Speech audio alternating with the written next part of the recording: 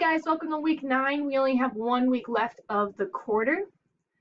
First things you guys need to do is check and see if you need to do an error log for the week 8 quiz.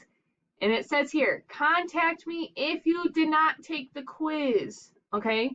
So you're going to let me know if you didn't take it so that way we can figure out what's going on. This week we're going to work on quadratic formula and discriminant. All right, so we're going to take some notes down, submit them. I will tell you, it's a long video because I kind of smushed 2 pages together.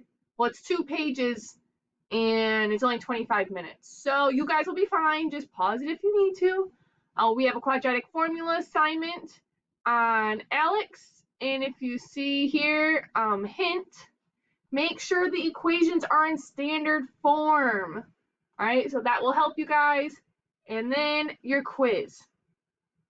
It says, bolded, highlighted, do not begin the quiz until Alex is completed.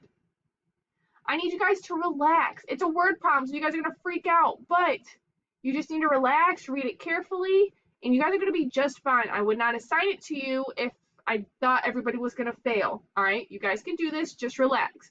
If you have any questions, please let me know.